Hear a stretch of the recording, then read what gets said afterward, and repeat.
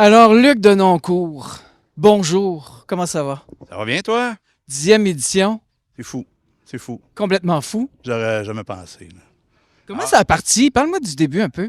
Ben, ça fait 15 ans que je m'implique. En fait, on va partir du début, là. La genèse, là. L'idée, le déclencheur. OK. Le déclencheur. On a fait pendant 3 ans un marathon d'entrevues aux promenades de Sorel, 8 heures d'entrevues en ondes à la radio, en direct, un invité par heure, sans jamais arrêter. C'était de 9 à 5, le temps d'ouverture. Comme un téléthon? C'était comme un téléthon, mais comme c'était au centre d'achat, il n'y avait pas de prix d'entrée.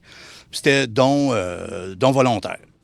Et la dernière année qu'on l'a fait, ça a été la seule journée de l'été où il a fait beau. Donc, les gens ne voulaient pas aller magasiner. Donc, il y avait moins de monde.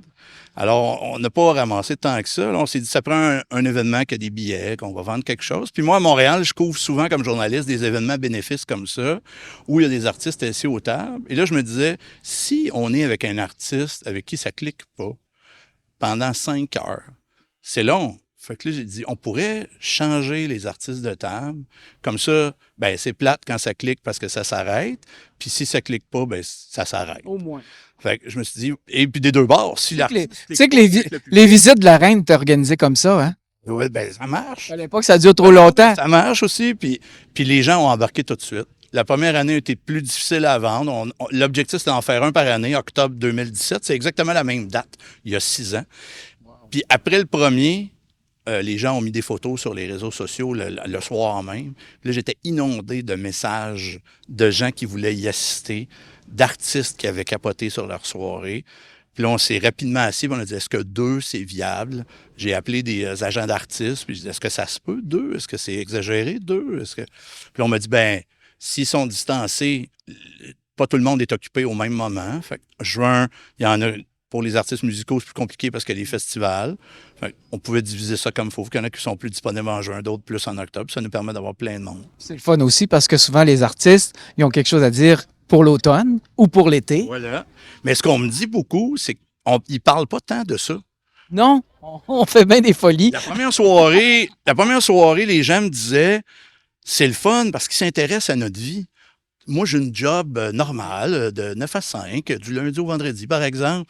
Puis je pensais pas que ça pouvait intéresser les gens que je vois à la télé puis que c'est mes idoles. J'en ai d'autres qui me disent, moi, je connais personne, je connais pas les vedettes, mais on mange bien, puis on jase de plein d'affaires. Ah oui. Puis pas de leur job, là. On jase de plein de choses, d'enfants, de jobs, de n'importe quoi. Mais ce qui est merveilleux aussi Avec du monde le fun. pour les artistes, comme entre autres les acteurs de la télé, ils peuvent voir aussi les gens qui les regardent, qui fait en sorte qu'eux sont aimés puis admirés aussi. Ouais. C'est une belle rencontre, ça. C'est apprendre aussi sur les métiers de ces gens-là, puis éventuellement, ben, tu le sais, tu travailles dans ce métier-là, éventuellement avoir un rôle qui a un lien avec ça, puis dire, ah, j'ai connu quelqu'un qui a fait ça, je sais où aller puiser un peu Oui. mon idée, parce que j'ai parlé un peu de son métier, puis je sais un peu où est-ce qu'on s'en va. Ça peut devenir une source d'inspiration. Ça Oui. peut être ça aussi. Oui, c'est bien. Fait qu'on est bien content de ce succès-là. Déjà, 24 est presque tout vendu.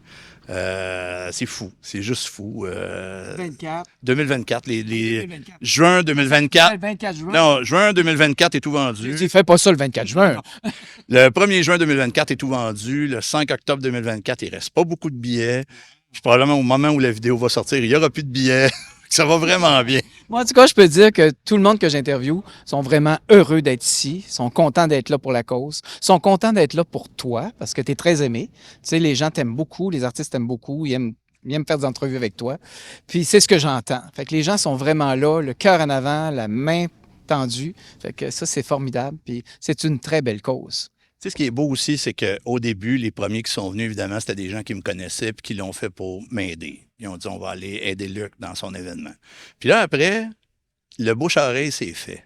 Puis là, je me promène dans des événements, il y a des gens que je ne connais pas, avec qui j'ai jamais fait d'entrevue, puis qui parlent du cabaret des stars parce qu'ils en ont entendu parler, puis qui ont hâte de venir, mais qui sont juste pas disponibles, puis qu'éventuellement, ça va arriver.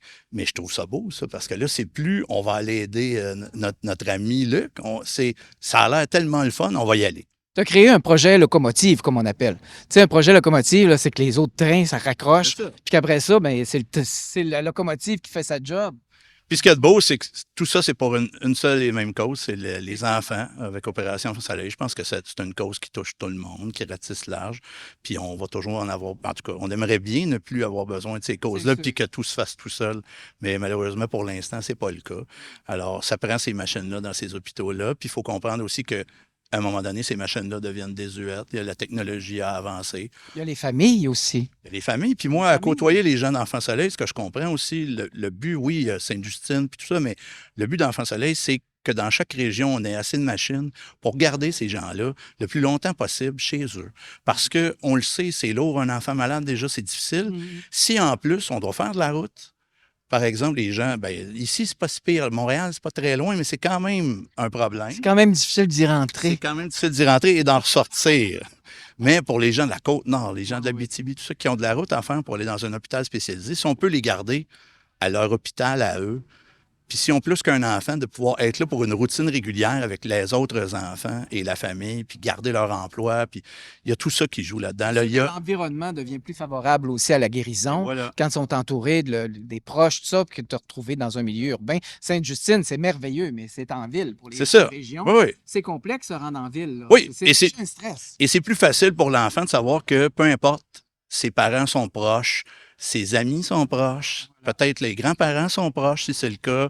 C'est plus facile à ce temps-là de dire, ben s'il y a des visites, ben là, mes amis d'école peuvent venir me voir pour me dire Effectivement, il y a bonjour. déjà un isolement. Ben oui, c'est déjà D'être difficile malade, c'est déjà d'être à difficile. part. C'est déjà difficile d'être un peu mis à part par la force des choses. Si en plus on garde nos proches avec nous, ben je pense que sans dire que ça guérit, c'est sûr que ça facilite ça, en tout cas. Ça aide à ça, en tout cas. Alors, c'est tout le temps qu'on a. Ben oui. Merci d'apporter de la lumière dans ce monde, parfois c'est très sombre. Oui. Mais je pense que c'est ce qu'il faut qu'on continue à faire, du moins nous, les artistes, les organisateurs d'événements, tout ça. Apporter de l'amour puis de la lumière, c'est ce qu'on peut faire. Tu sais. Et c'est ce qu'on va faire longtemps avec ça. Parfait. Merci. Bonne soirée, Luc. Salut. Bye. Bye.